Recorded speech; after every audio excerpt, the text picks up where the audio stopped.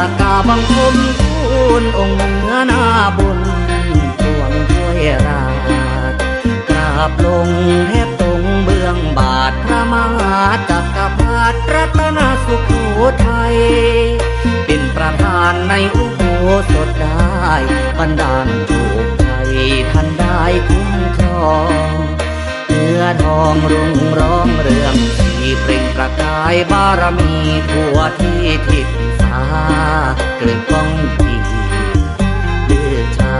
ทั่วกรุงโลกาบูชาบารมีข้าน้อยกล้าอัญชุลีโอบเอาความดีมาปกป้องรักษา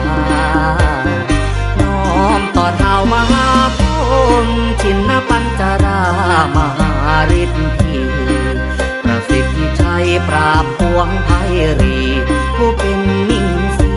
คุ้มครองภารากราบกรานองค์อนันตนาถาเจ้าแห่งนาวาเก่งกล้าใช้ชาญไหว้วานถึงสารตายายตาจันดีคุ้มภัยลูกหลานนา